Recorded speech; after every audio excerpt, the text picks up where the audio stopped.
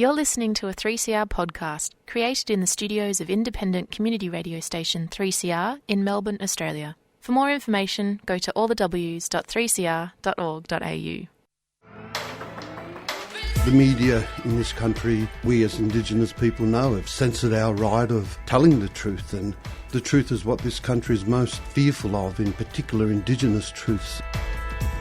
Until history is told by the vanquished lens, which is our people telling our story our way, and have the right to be able to incorporate that into a system of learning, well, people are always going to be denied that truth by deceit and lies. When you look at the type of psychological warfare and spiritual warfare that Aboriginal people are caught in, it's not just in the sense of military when they talk about weapons of mass destruction, but you're right, it's in terms of the media, and the industry of media is a warfare against our people, and so is religion, I believe, in the Western sense. They're all weapons of mass destruction against our people. We need to keep radical voices on air. Subscribe now. Go to 3cr.org.au/subscribe or call the station on 9419 8377.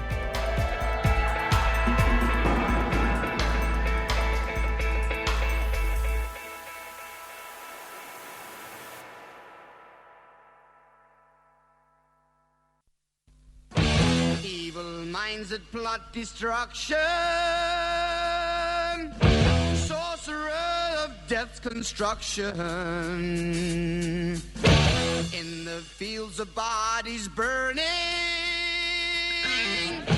as the war machine keeps turning, death and hatred to mankind, brainwashed mind. Welcome to the Anarchist World This Week, broadcast across Australia on the National Community Radio Satellite. Listen to the Anarchist World This Week, Australia's sacred cow slaughterhouse. Listen to analysis of local, national, international events. Listen to analysis you'll never hear anywhere else.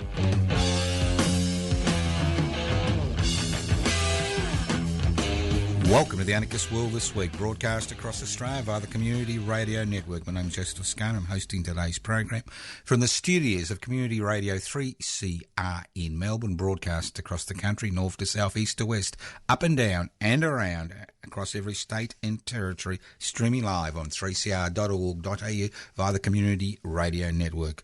This program is streaming live on 3cr.org.au. It is also podcast, so you can access the podcast by going to 3cr.org.au.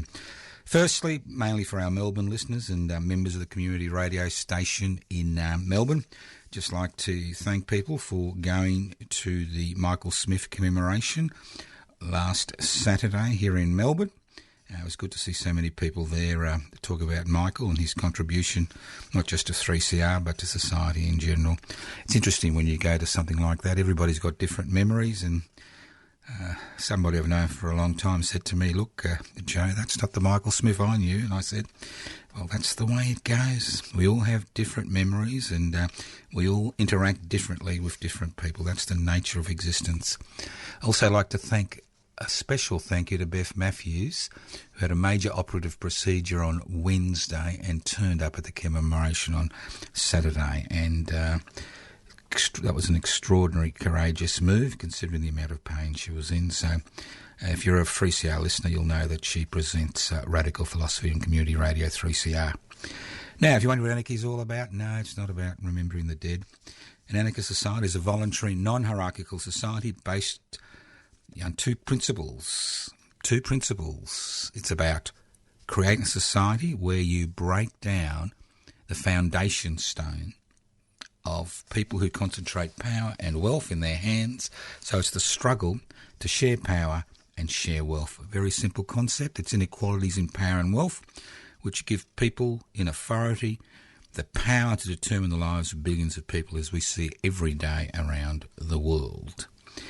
Now, let's start off with China and Australia. Now, I'm not going to go into the little spat we're having regarding this and that, but I'm very interested in spotting the difference. Now, I remember when I was a younger lad, one of our you get these little cartoon books, and you'd spot the difference between page A and page B, which look essentially the same. Now, we think in Australia that somehow we are different to the Chinese government, we are different to the Chinese Communist Party, and we're told constantly their national security laws are draconian. Now, look, I agree 100%. Chinese national security laws are draconian, as we're seeing in the case of Changli. They are draconian laws which are there in place to ensure that the predominance of the Chinese Communist Party continues ad infinitum. So let's look at our national security laws, because we have a habit in Australia of not looking internally. For example, obviously we're quite concerned about what's happened to the Muslim minority in China's western provinces, and we need to be concerned. But we don't seem to equate that with the treatment we dish out to Aboriginal Torres Strait Islanders over the decades. So I want to look at the national security laws and see if there isn't much of a difference. Because national security laws are there basically to protect the status quo. So, now in Australia, we have laws, and you can check this out if you think I'm making this up, and a lot of people think I'm making this up when I speak about this. We have laws which mean the federal police can take you off the street any time they like because they believe you may inadvertently have information that may assist them in their investigations. They can hold you in secret for up to 7 days, if not 14. And if you refuse to answer questions during that period, you can be charged with an offence and you can be jailed for up to 7 years. And if you tell anybody about the fact that you have been taken away and held in secret, you can be charged. That's pretty good. I reckon the Chinese Communist Party could learn from that national security law. Now, we have national security laws in this country which allow the Attorney General of the day, that's the Federal Attorney General, to ban any organisation he or she wants at any time because they may pose a threat to Commonwealth interests. You like that? May pose a threat to Commonwealth interests.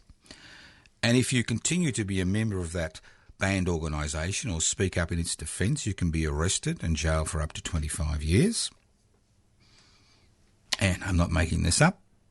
And if you continue to raise money for that organisation, you can be jailed for up to 25 years. Now, that's an Australian national security law. I'm sure we could find an equivalent in the Chinese national security laws. Then we have the situation of secret trials in this country. And people being secretly convicted and secretly imprisoned because they've broken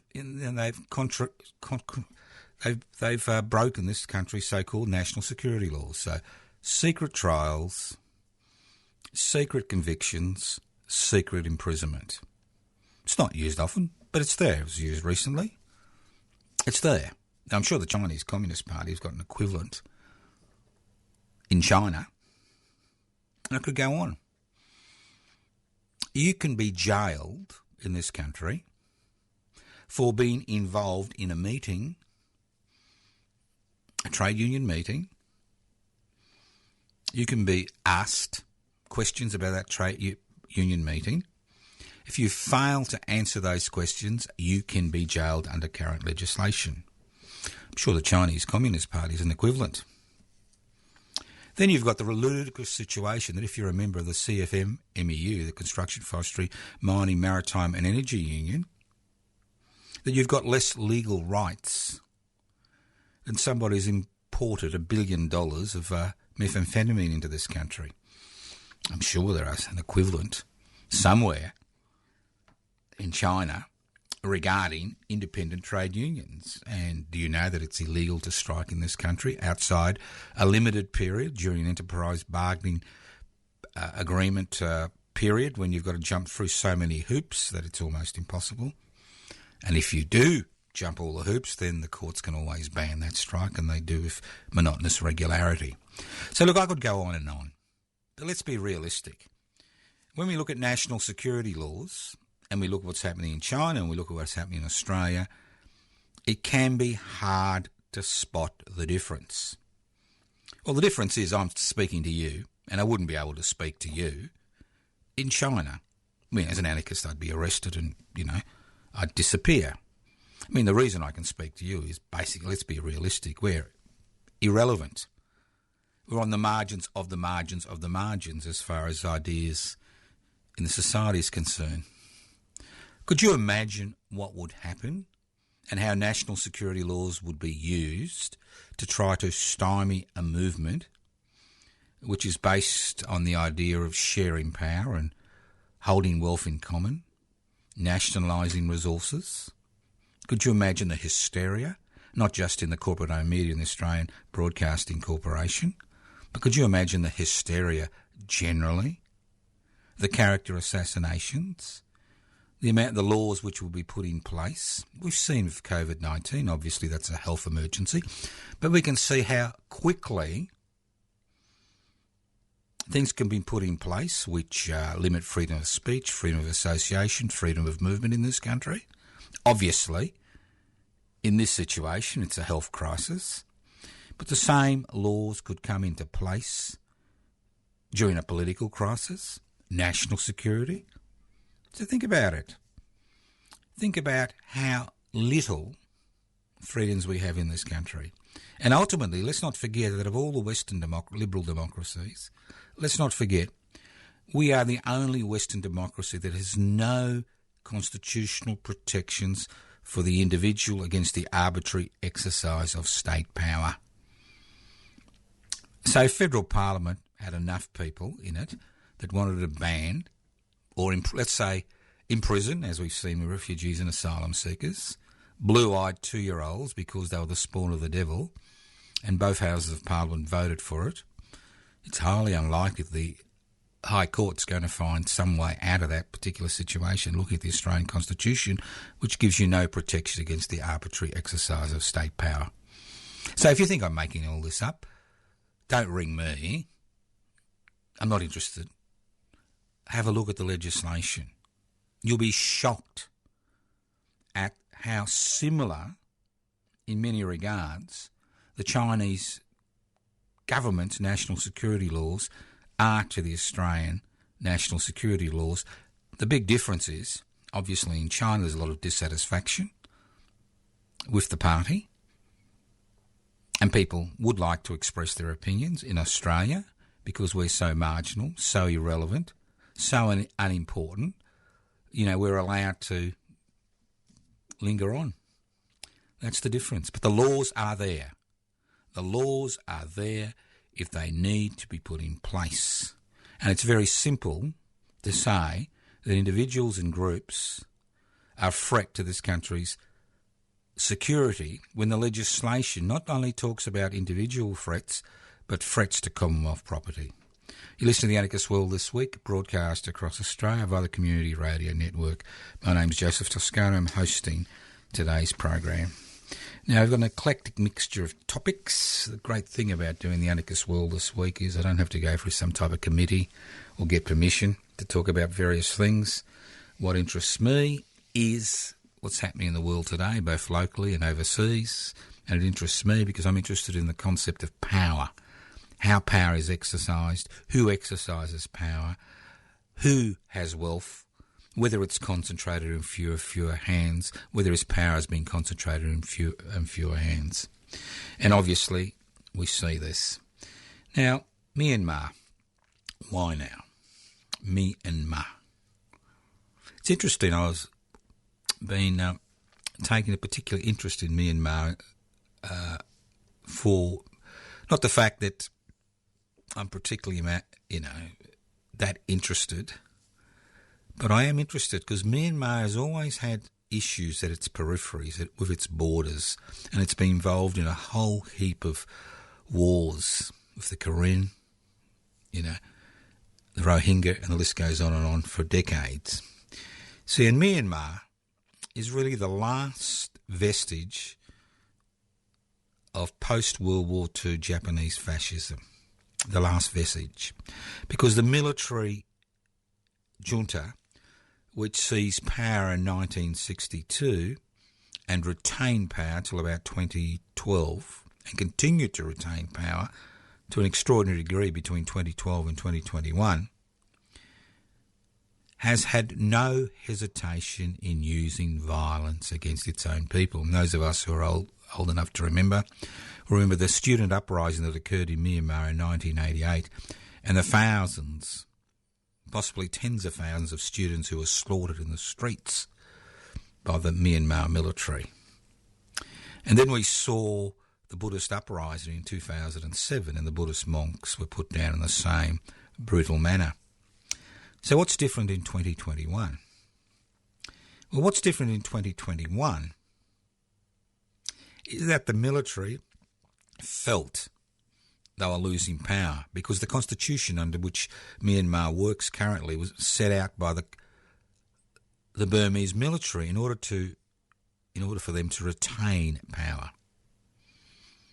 And with the strength of parliamentary democracy and the strength of one particular party, we've seen the military sideline. And so they felt that let's go back to the good old days when we were in total control. Let's go back to the good old days. And they think that they'll get a little bit of Chinese support. And we had the coup a week ago.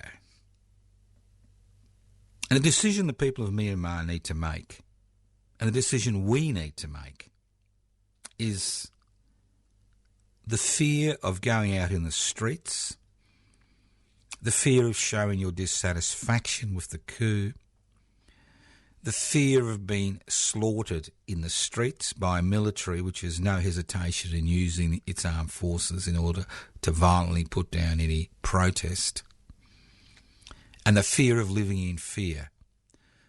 The fear of the military hardening their position, increasing their power, as we saw with the Nazis in Germany in the mid-1930s as they seized more and more state apparatus, and the fear of living in fear of that knock on the door, of being removed, of being taken away, of being summarily executed, of being pushed into a labour camp, of being imprisoned for decades. And that's the balance that the Burmese people are now facing.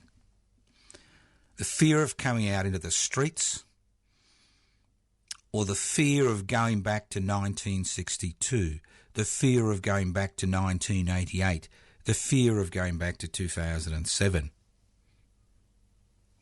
And for a few days, the Burmese people, the people of Myanmar, were a little bit hesitant. They didn't know what to do. They feared the armed forces. But what we've seen over the last week is a popular rebellion. We've seen the people take to their streets with their pots in their pans. We've seen the people stare down the police and the armed forces, because their fear of going out to the streets today and protecting the limited democracy they had and the limited freedoms they had gained over the last 4 to 5 years outweighs their fear of living in fear. I mean, Australians have really no understanding of what it's like, except maybe for Indigenous people in this country, really have no understanding of what it's like to live in fear, because we are ultimately a depoliticised society, more interested in the periphery than the important aspects. But living in fear of that knock on the door is what drives the Burmese people, who've got an immediate memory of what it was like to live in a dictatorship, to take to the streets, whether they succeed or not in their rebellion. And they seem to be succeeding, because obviously the armed forces got a problem, because many of the troops in the Burmese army, the Myanmar army, are conscripts, and you can't really trust conscripts to train their weapons on their own people. They've got a problem. And with the United Nations Social with the United Nations Security Committee passing a unanimous resolution, although watered down by Russia and China, that raised concerns regarding the military coup in Myanmar, it's quite possible the military authorities, if the mass protests continue and people's fear of the moment outweighs their fear of living in fear for decades, and that popular counter-revolution may occur. You're listening to The Anarchist World This Week, broadcast across Australia via the Community Radio Network. Obviously, when you're an activist, there's always that fear. When you take an action to highlight an issue, there's always that fear, not just the fear of arrest, but the fear of marginalisation, the fear of ostracisation, the fear of losing your job, the fear of being ridiculed. There's all these fears. Every time you take an action, whether it's a small protest, whether it's a large protest, whether it's a petition, whether you join, something like public interest before cooperatives, there's always that little fear. But what I say to people, balance. Balance the fear you feel at a particular moment, which with the fear of what it would be like to live under a more authoritarian regime. If there's one thing we've seen in Australia, as I spoke about these national security laws, which are relatively recent phenomenon of this country, is that we do have the structure via which a more authoritarian government can limit so-called freedoms. The structure is there. And whether it happens or not, to a large degree, depends, as we see in Myanmar, on people having the courage to fight City Hall. Because if there's one thing I've learnt, being a radical activist for over 50 years, is courage. I'm not saying I've got any courage. Obviously, I'm self-employed. Makes it easy. I'm not working for somebody. But the courage to think that you can fight City Hall. Because the most important weapon that people who exercise power have is the weapon that crushes any spirit of rebellion in you. Because you think, what's the point? You can't fight City Hall. You can't win. And as I say to people, think of that small group of Quakers in the British Empire who in the 20s began that anti-slavery movement, and think of the momentum that grew, and the fact that although slavery is an issue in certain parts of the world, it is not the major issue it was. It's not a central feature. Personal slavery, I'm not talking about wage slavery, a central feature of most economic situations. So, think about it. So it's a balance. As the people of Myanmar are teaching us, the balance about the fear of the moment, the fear of the consequences, and the fear of living in fear for decades.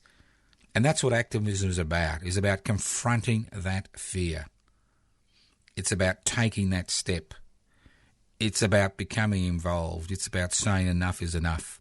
And it may take a decade, it may take 2 decades, it may take a century, it may take 1,000 years. But ultimately, human progress and human liberty is dependent on people facing those fears and taking that first step. All right, let's move on. Surveillance capitalism. I'm not talking about those cameras on the streets that are everywhere. That's just surveillance. Surveillance capitalism, where you make a buck. Now, we all love Facebook and we all love Twitter and we all love this and we all love that because it's free. Well, we think it's free, F-R-E-E. But surveillance capitalism is alive and well. What surveillance capitalism is about, it's about private investment for private profit, which is based on collecting information about you. That's right. It's about putting advertisements in front of your face. It's about you buying things. It's about increasing the number of eyeballs on a particular platform, increasing the advertising revenue, increasing the return to these corporations. That's what surveillance capitalism is all about. COVID-19 is a shot in the arm. That's right, it's a shot in the arm for surveillance capitalism. If there is one part of the economy that has done really well out of COVID-19, it's those platforms which rely on your information to increase their profits.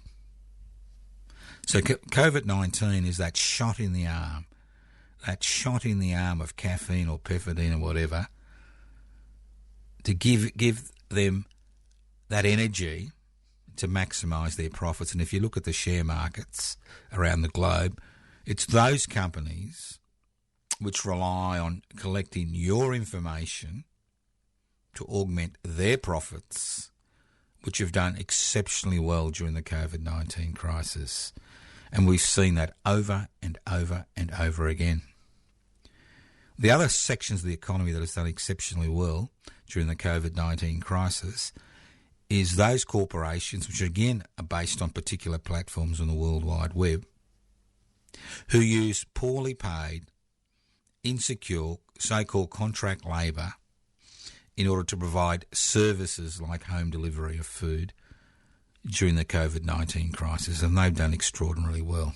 Obviously, the great impact there is on their workers, but the great impact, as far as surveillance capitalism is concerned, is the amount of information that's been able to be collected, used, analysed in order to maximise profits for major corporations. So, I'm not telling you not to use the net. Obviously, it has some very important organisational capacities, as we see on a day-to-day basis. It doesn't mean that it's going to mean that there's any major change, but there is that organisational capacity. It's a way of educating yourself. But the thing is, you need to be really, really careful about the amount of personal information you are willing to share with a private corporation which can ban you at any particular point in time, and whose very business model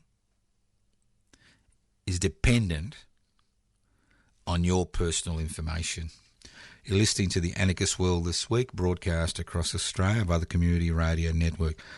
My name's Joseph Toscano. I'm hosting today's program. The program is podcast. You can access the podcast by going to 3cr.org.au. You can email me at anarchistage@yahoo.com or info@pibci.net. Facebook page, as I said before, I do use a lot of stuff. Facebook page, Joseph Toscano, Toscano for the Public. YouTube channel, Public Interest Before Corporate Interest.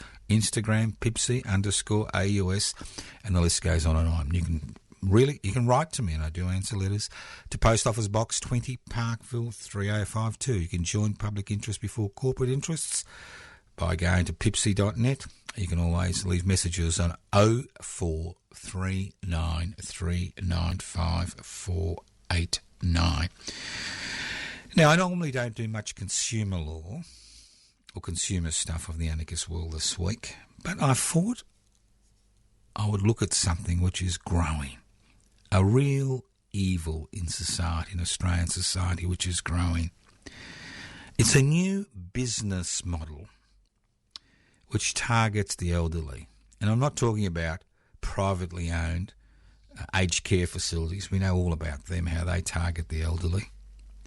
But I'm talking about elderly people who are living in their own homes, who continue to live in their own homes. And let's not forget that over 90% of elderly people, continue to live in their own homes until they die. But the problem is, with an increasingly ageing population in this country, and the fact that many elderly people cannot rely on superannuation contributions because there was no superannuation when they were working, or minimal superannuation, they rely on an aged care pension which barely keeps body and soul together in order to survive. And let's not forget that a lot of these people are asset rich, not because, they're investors, that 8% of Australians which make their living from investing, in inverted commas, but because They've paid off their own home through a lifetime of labour during an era when housing was seen as a necessity, not a speculative commodity. So they're sitting in these expensive homes, over $1 million, $2 million, suburbs around the city. The roof is falling apart. The plumbing is falling apart. And they don't have the resources in order to fix those homes. And for a number of reasons. A lot of it's due to privatisation in the past, local councils, especially when they were smaller, before they were amalgamated.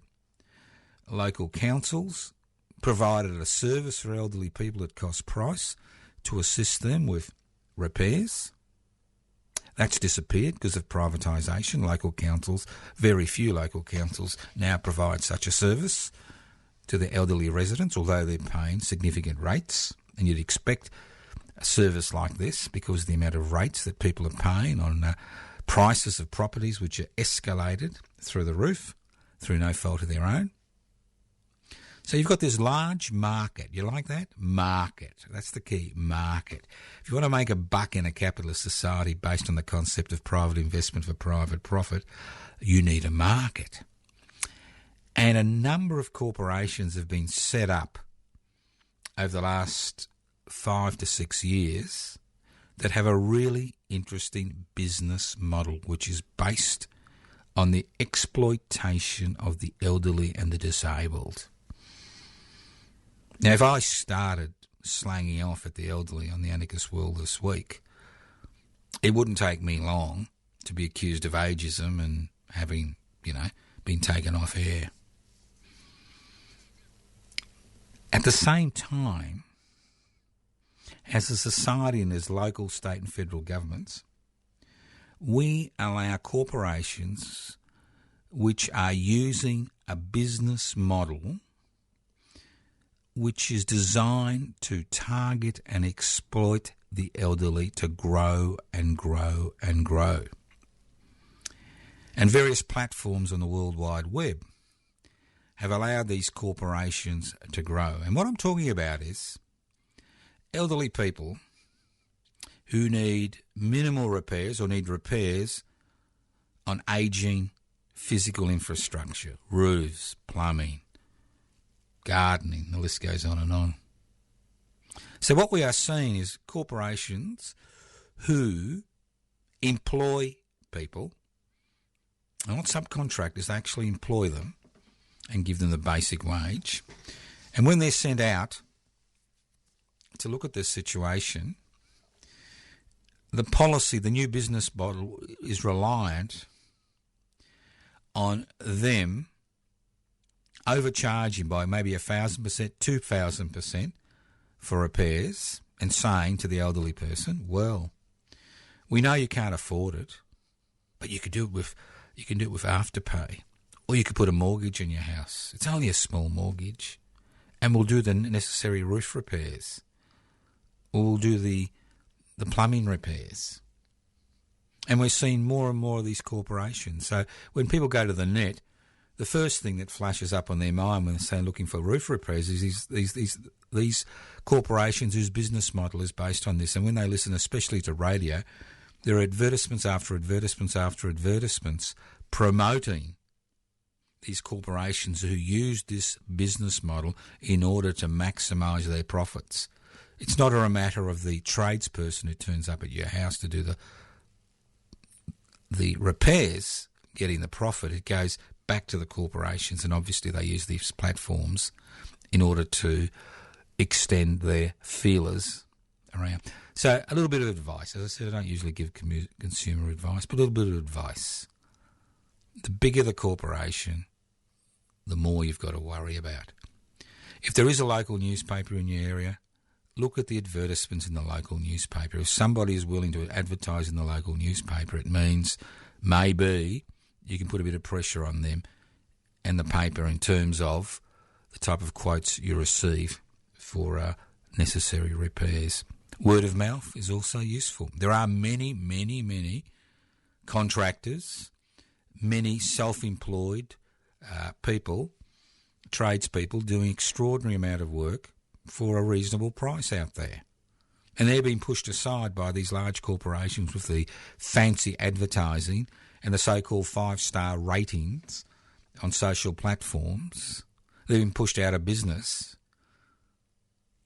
by what we describe as the McDonaldization of home repairs. So think about it. If you need these repairs and you're elderly, and you've got limited resources, and somebody says, well, put a mortgage on your home and we'll fix your roof, or somebody says, well, put it on Afterpay and we'll fix your roof, or fix the plumbing, or you need tens of thousands of dollars of repairs, that have nothing to do with them. Because it's not just a matter of a business model, it's also a matter of putting pressure on people who've believed their homes are going to explode or going to burn down or the roof is going to collapse. It's a real issue.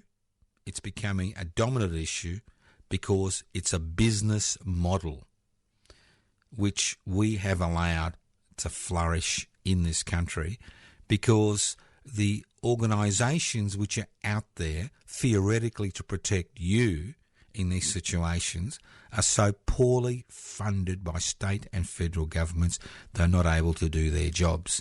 It's all very well saying this law is in place, this law is in place, this law is in place. The reality is if you can't enforce those particular consumer protection laws, they're useless. You listen to The Anarchist World This Week, broadcast across Australia via the Community Radio Network. This program is streaming live on 3cr.org.au. The program is podcast. Well, you think COVID-19's over, don't you? You think the vaccine's going to provide protection. Well, it will. It will provide protection. Maybe not 100%, but it will provide protection. You think it's business as usual. You think the economic pain is finished. Think again. The economic consequences of COVID-19 are just beginning to be felt. Through the increased job seeker payments and the job keeper payments, most people have been able to survive economically during the COVID-19 crisis. And some people have done better than they would have done if there was no COVID-19 crisis because of the miserable payments from job seeker. But as we see JobKeeper coming down, the reality is that all those people who have put their mortgages on hold, they still got to pay the money and the extra money, and all those businesses that have come to some type of agreement with the owners of the business they rent, have come to some type of agreement to defer, and the key word is defer rent payments during a period where they've had no income or minimal income through JobKeeper.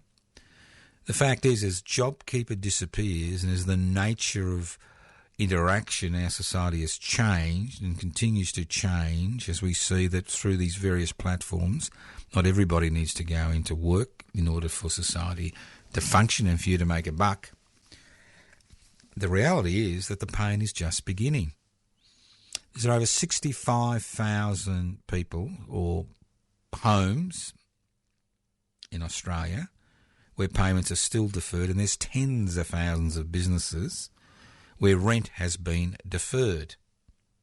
But as JobKeeper disappears, you will find that many of these businesses will be forced to close down, and many individuals will be bankrupted through no fault of their own because of people who own the property chasing them for outstanding rent. And the fact is that the amount of money that goes through the door will not increase, or will increase minimally. So the economic pain is just beginning. Because when the federal government was faced with the prospect of an economic collapse, it did the right thing. It printed money, provided resources to individuals to survive during that period. But as we come to the vaccination stage and austerity becomes the name of the game in Australia, remember that our Federal Treasurer, Mr. Frydenberg, is a great fan of Margaret Thatcher. He was a great fan of austerity, the failed austerity programs.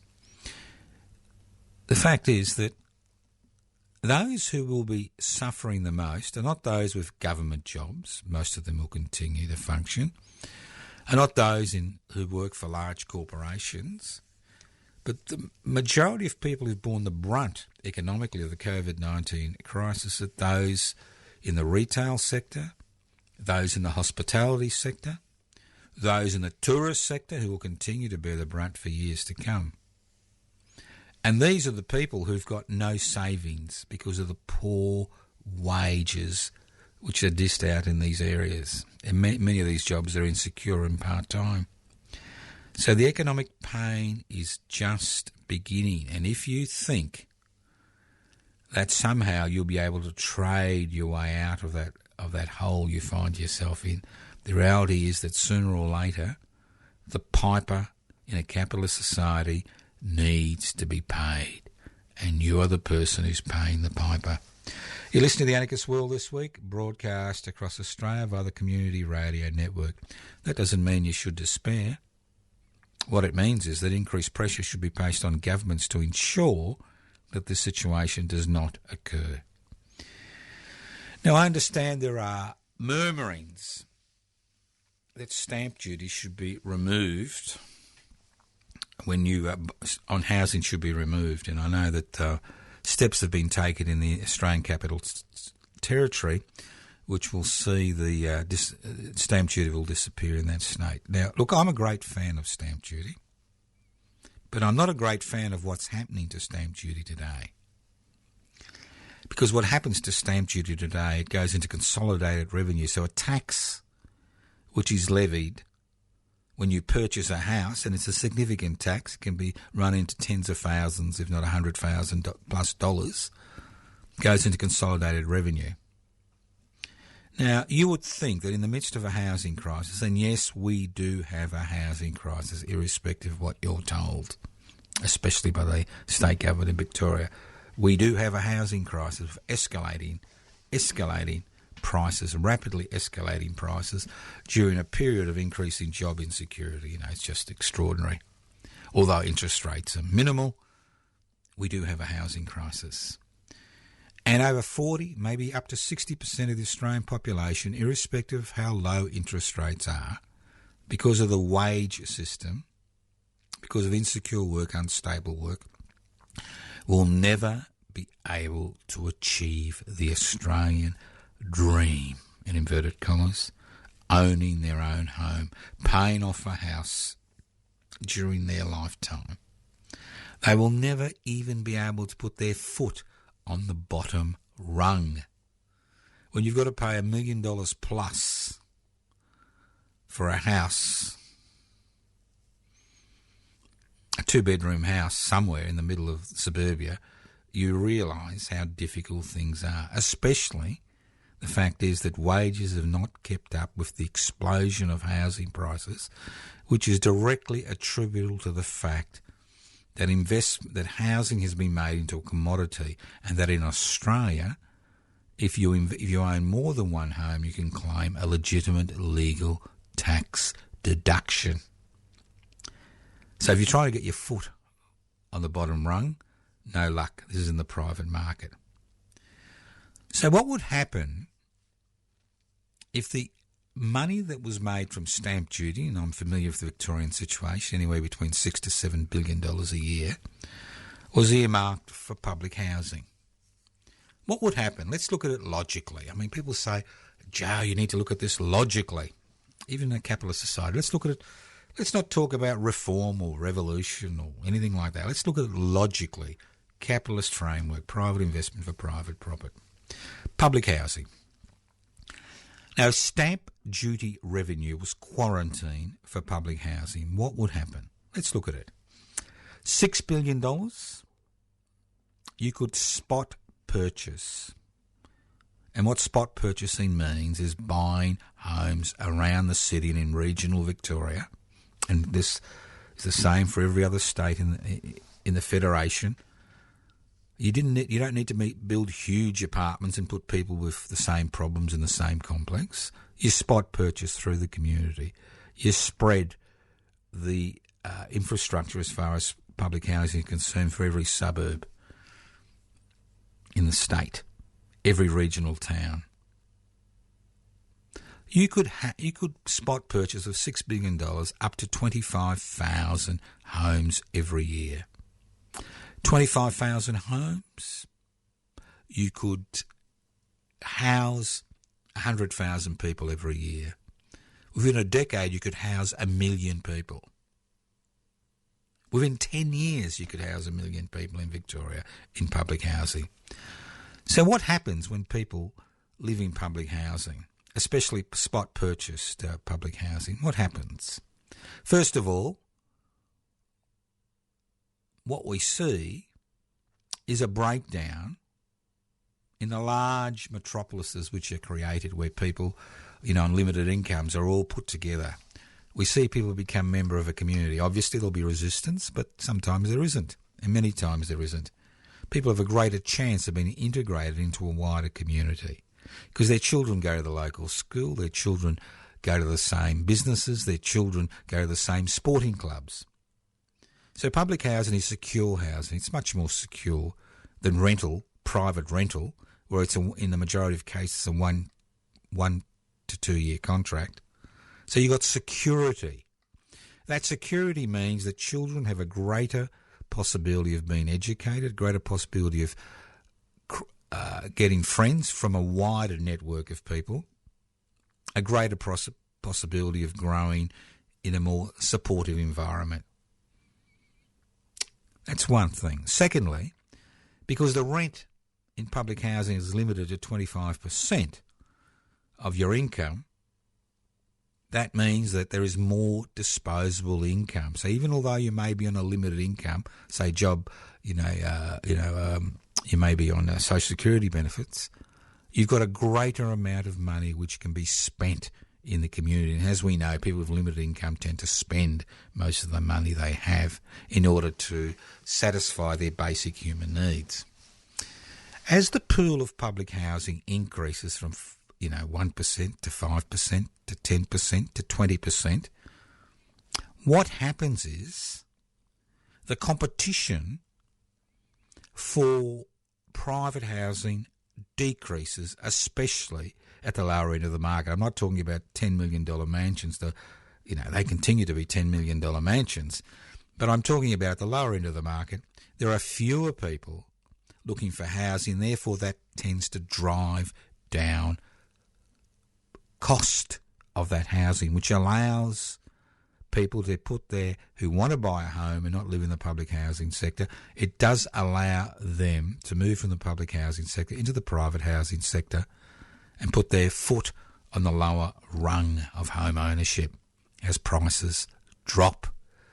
As prices drop in that area, what happens is rents drop. So investing in public housing, diverting stamp duty revenue which is levied when you buy a home into public housing, is a win-win-win-win-win-win situation for everybody. It's a win situation for the individual. It's a win situation for children. It's a win situation for the community.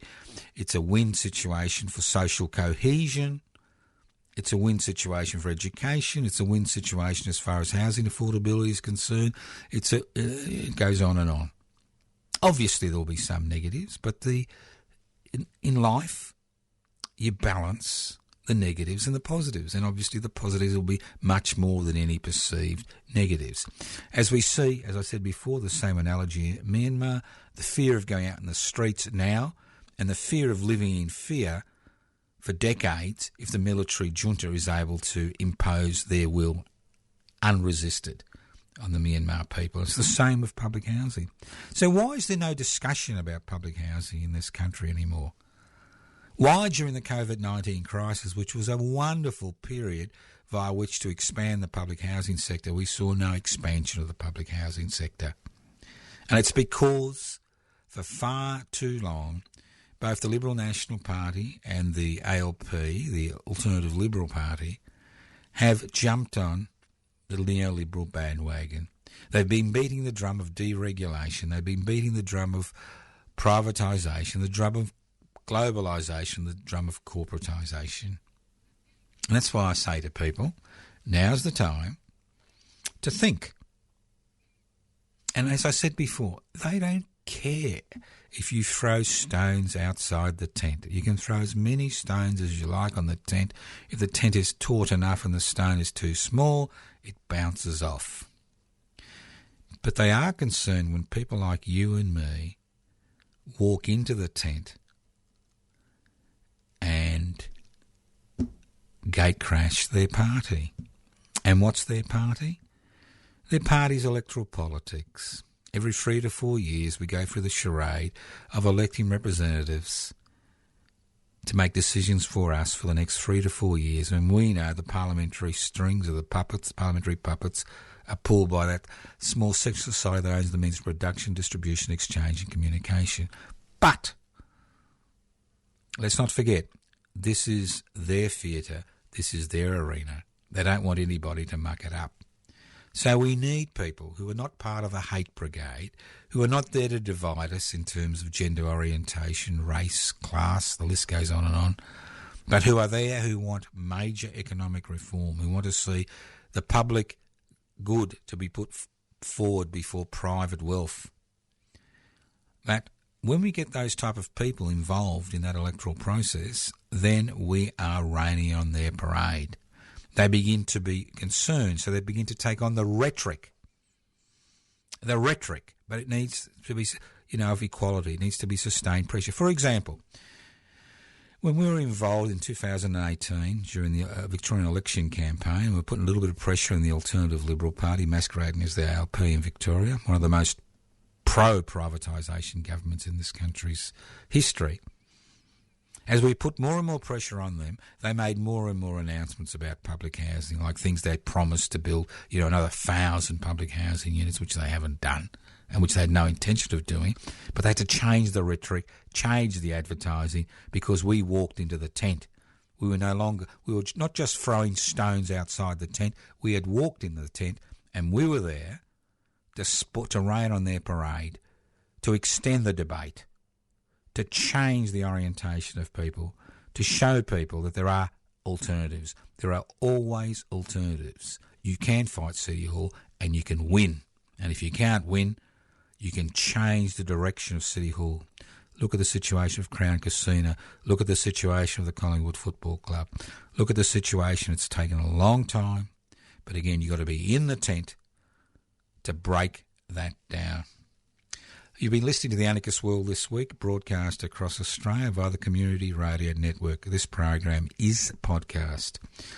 You can access the podcast by going to 3cr.org.au. That's 3cr.org.au. You can write to me. That's right, we still answer letters. You can write to me at Post Office Box 20, Parkville 3052. Post Office Box 20, Parkville 3052. You can leave messages on 0439 395 489, 0439 395 489. You can go to the Public Interest Before Corporate Interest YouTube channel. I do a presentation every week. I think the presentation, which will go up in the next week or so, will be about the fact that you can fight City Hall. You can go to the Facebook page, Joseph Toscano, Toscano for the public. No, you won't find out what colour underpants I wear. I don't even remember myself. But there are a lot of links there to a lot of different things that are happening around the world and in your backyard. Ultimately, change comes when you make the decision that the fear of acting is overcome by the fear of what will happen if you do nothing. And that's the key to any struggle. It's that fear about living in fear or the fear of acting. And if you can break through that hurdle, you can make a difference. So thank you for listening to The Anarchist World This Week, broadcast across Australia via the Community Radio Network. This program is streaming from the studios of 3CR in Melbourne. It has been streaming wide around the world on 3cr.org.au. The program is a podcast. You can access the podcast by going to 3cr.org.au. That's 3cr.org.au. My name's Joseph Toscano. You can write to me at Post Office Box 20, Parkville 3052. Post Office Box 20, Parkville 3052.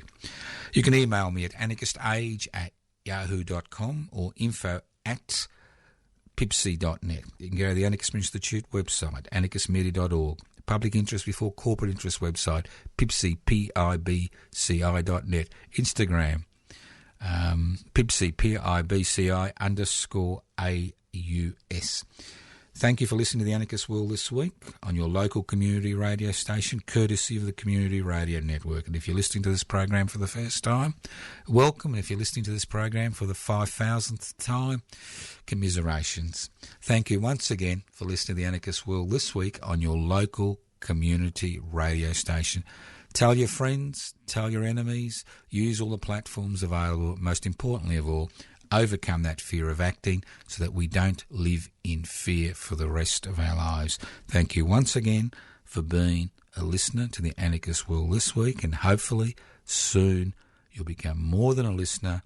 You'll be starting to act in order to promote your interests and the interests of your family and your friends. Listening to The Anarchist World this week, next week on your local community radio station.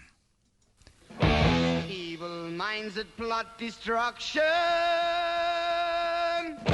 sorcerer of death's construction. An analysis you'll never hear anywhere else. Anarchist World this week. Australia's sacred cow slaughterhouse. 10 a.m. every Wednesday. Listen to The Anarchist World this week for an up-to-date analysis of local, national and international events. Poisoning their brainwashed minds. Oh, Lord, yeah.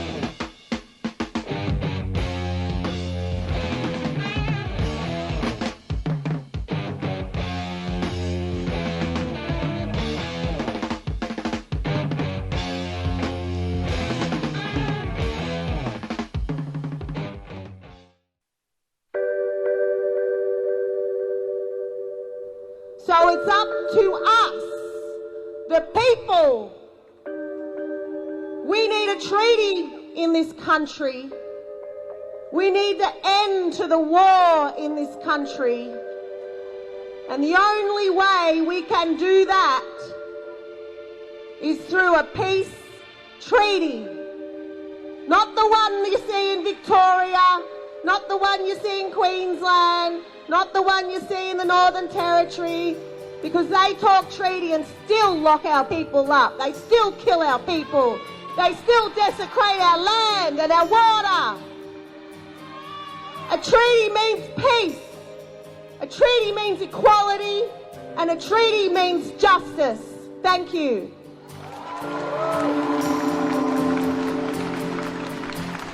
Subscribe to 3CR in 2021. Feed Radical Radio. Subscribe today. Go to 3cr.org.au/subscribe or call the station on 94198377.